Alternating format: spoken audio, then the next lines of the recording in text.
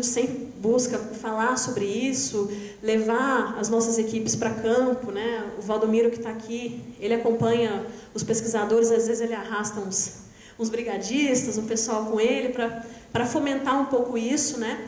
E o pessoal se interessa muito. Pode passar. E aí a gente vai entrar na questão dos serviços que estão relacionados à visitação, serviços que são diretamente, serviços diretos, né? Que são gerados diretamente. Então, claro que tem 2 municípios que fazem parte do parque, que é Alto Caparaó e Dores do Rio Preto, que possuem serviços muito próximos do parque, porque existem as 2 portarias de acesso. O parque tem 2 entradas. Então, nessas entradas, tem serviços bem destinados ao público de visitantes que está ali. Então, em Alto Caparaó, que é o município de Minas Gerais, que a gente tem uma entrada, a gente tem cerca de 7 pousadas, né, hotéis, tem cerca de 12 restaurantes, entre restaurantes, lanchonete, bar, né, serviços de alimentação, tem cerca de 5 lojas de artesanato, tem cerca de 13 veículos tracionados que fazem transporte de visitante e cerca de 25 condutores. E, além disso, agência de turismo também, existe uma agência de turismo lá.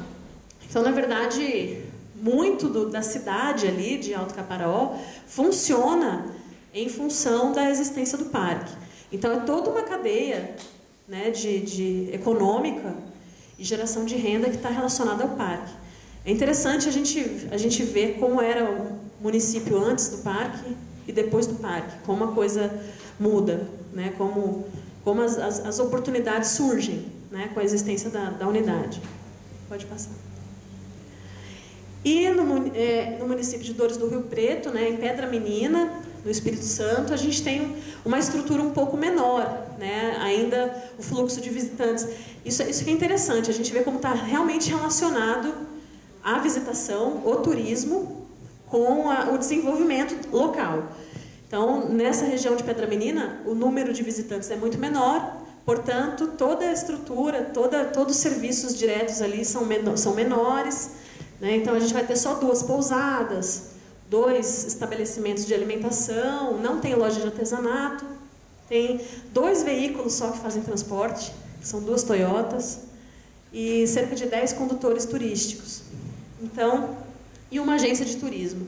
Então, a gente vê que com certeza, quando a gente tiver um número maior de visitantes naquela região, a tendência é o local se desenvolver economicamente, né, um pouco mais. E aí a gente tem os demais municípios, né, que na verdade esses serviços estão um pouco mais espalhados, eles não estão localizados como eles estão localizados nas entradas do parque, com destaque para a região do Patrimônio da Penha, que é uma região muito interessante, muito diferente ali que compõe o parque. E ali a gente tem também um circuito de pousadas, de artesanato e de condutores turísticos que também estão trabalhando nessa região, que na verdade é uma região também que é carente de desenvolver isso, tem um potencial muito grande para isso. E é interessante que aqui nessa região o potencial é ainda maior de desenvolver, de gerar benefícios para a população dali mesmo, né? Porque o que a gente vê em muitos casos nas outras, por exemplo, no que eu falei nas outras 2 portarias, é que também vem muita gente de fora, né, de outras regiões para poder se estabelecer ali, para poder fazer parte do trade turístico. E nessa região existe um potencial de população local mesmo se apropriar desse desenvolvimento aqui em relação à visitação. Pode passar. E aí a gente tem vários serviços indiretos, né? Então, tem coisas que a gente não para muito para pensar, né? Que até mesmo quem trabalha com aquilo ali não para pensar a importância que o parque teve naquilo ali. Então, agricultura de pequena escala, então quem tem plantio ali de alface, de hortaliças e etc., isso tudo vai para a cadeia de rede de alimentação que vai servir o turista. Os supermercados que estão ali vão servir alimentação para turista, combustível, mão de obra de manutenção, engenharia. Então, todo mundo que trabalha como pedreiro, mestre de obras ou qualquer coisa nesse sentido.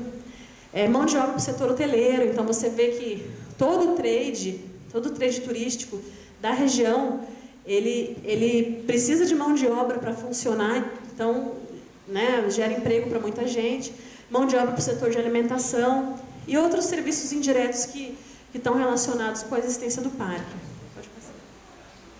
Bom, na verdade agora a gente fez só essa apresentação bem simplificada, né, desses benefícios gerados a partir da visitação, e eu vou passar algumas fotos para quem não conhece o parque, poder conhecer um pouquinho melhor e já ficar convidado para estar lá, né, com a gente. Pode passar. Então essa é a nossa portaria de Minas Gerais. Pode passar. Centro de visitantes com auditório. Aí uma foto vista de cima, né, da mesma estrutura. Pode passar.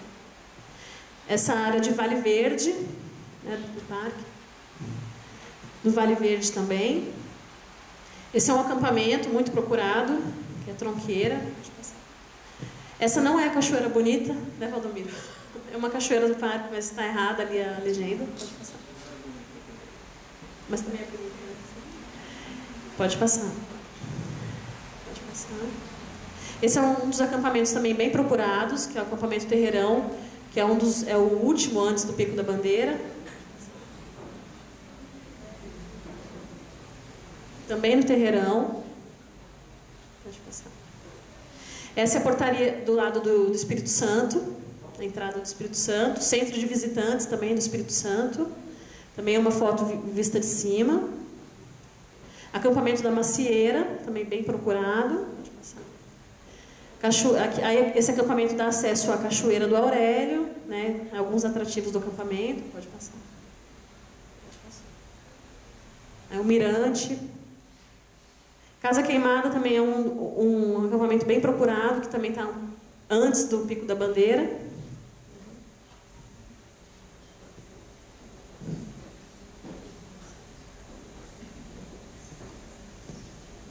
Pode passar. E aí, queria dar só uma lidinha na missão do parque, né, que é preservar o ecossistema do Parque Nacional do Caparaó, sua área circundante, né, a região do entorno, para as gerações atuais e futuras, por meio da integração permanente e harmônica com as comunidades do entorno, promovendo a educação ambiental, propiciando apoio à pesquisa científica e estrutura para as atividades de lazer em contato com a natureza. Então, a gente vê que na própria missão existe essa questão de você gerar benefícios para a população do entorno, né? Então, isso é uma preocupação da instituição e do parque. E a visão de futuro, ser reconhecido pela comunidade do entorno como projeto da própria comunidade. Mais uma vez, aí a questão da necessidade da gente estar integrado com a comunidade do entorno, né, com a região de entorno, geração de benefícios. E aí mais algumas fotos também, são fotos bem bonitas.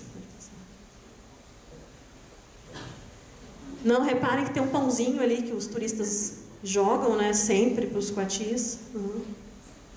E aqui mostrando um pouquinho do trabalho do parque, em relação ao desenvolvimento, apoio à pesquisa científica, a relação com o meio acadêmico. Então, a gente está sempre em busca de desenvolver algumas atividades mais voltadas para o meio acadêmico, meio científico, com escolas também. Aqui, o professor Sérgio aqui, né, participando. Então, e também a gente tem muitas reuniões com a população do entorno para discutir justamente algumas ações, né?